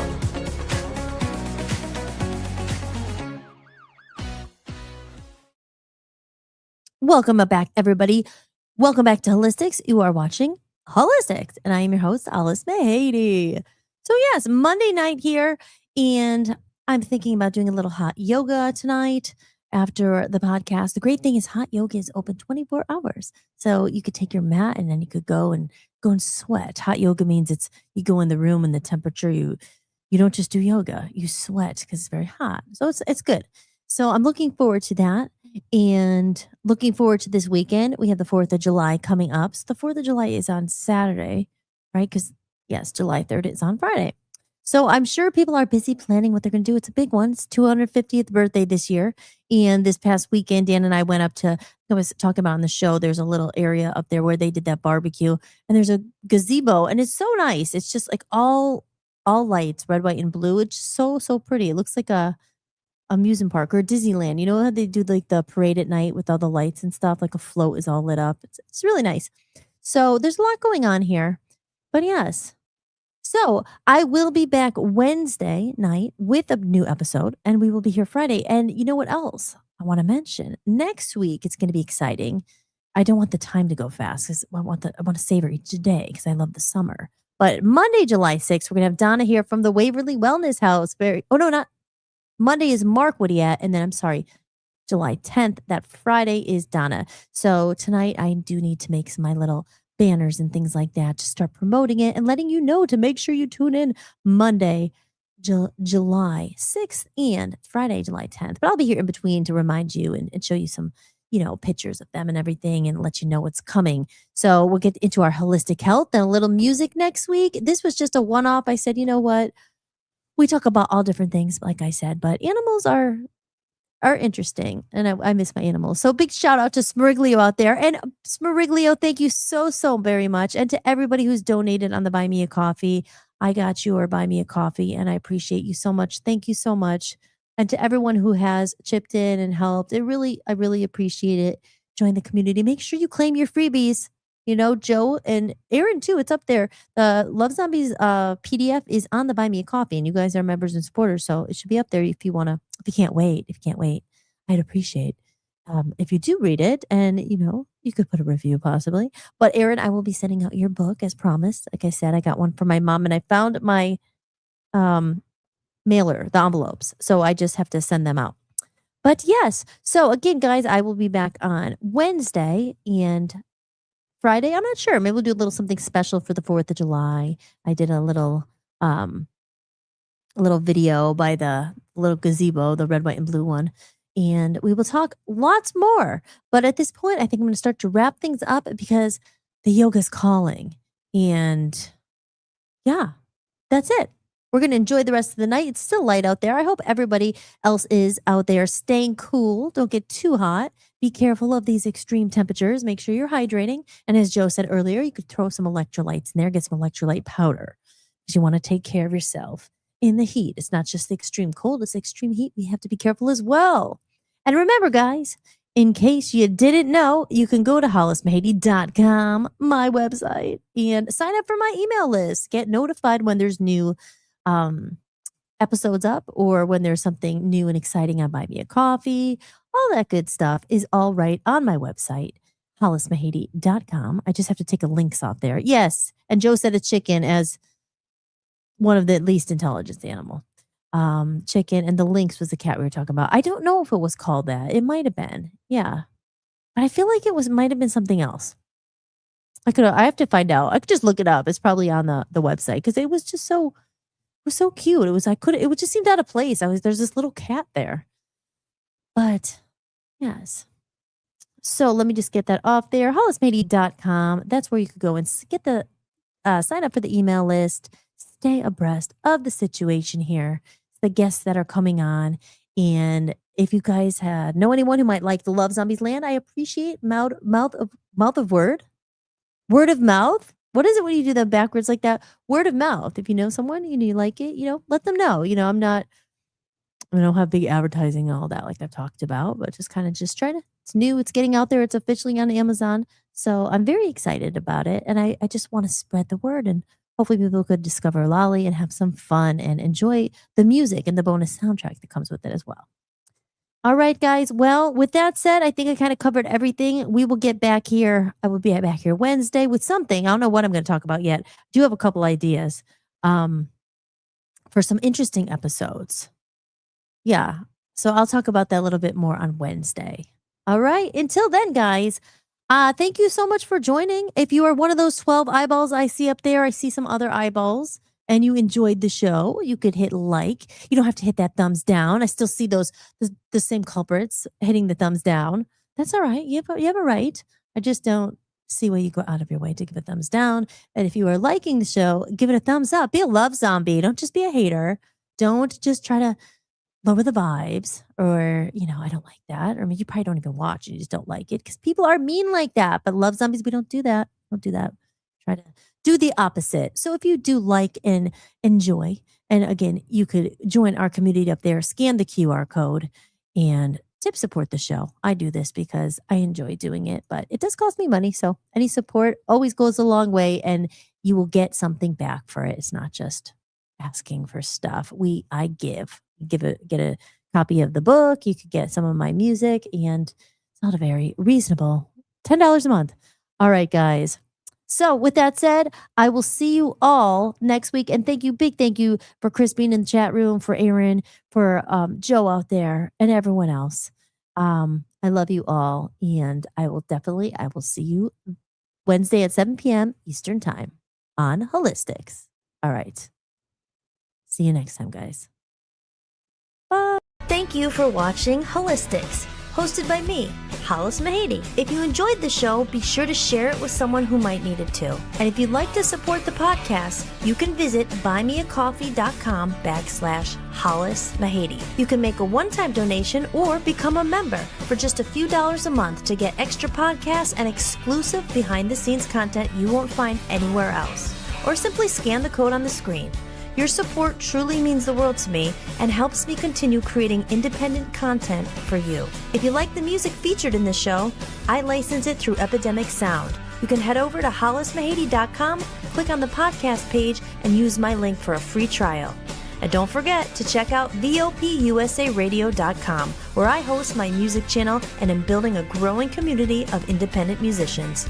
If you're interested in joining the network, just click Join Network and submit an application. Until next time, remember that you are loved and never alone. From human to human, big hugs. Thank you for being here, and I'll see you next time. Enjoy the outro video. I love this song. Lights shining from the window late at night. I'm just watching someone else's life go by, wishing it was mine. Dreams, everybody has them at the start. Somewhere along the way they fall apart, and it makes it kinda hard to look up at the lights.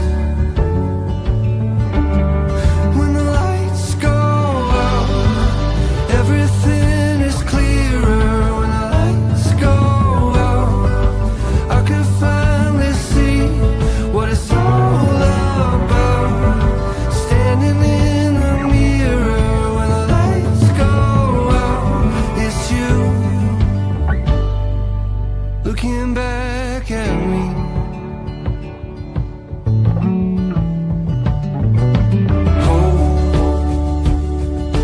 Try your best to hold on to the rope.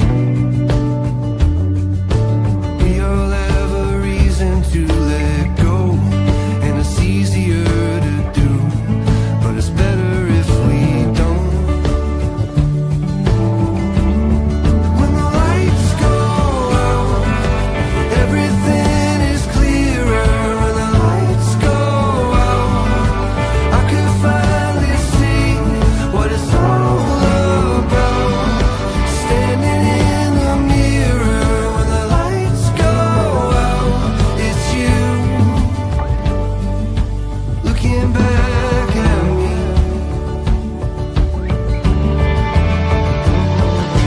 When you wish upon a star just to find out it's a plane.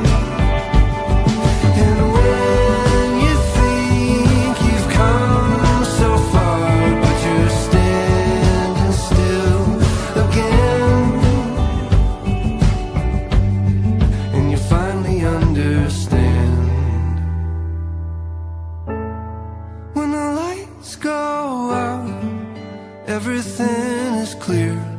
When the lights go out, I could finally see. When the lights go out, everything is clearer. When the lights go out, I could finally see what it's all about. Standing in the mirror, when the lights go out, it's you looking back at me.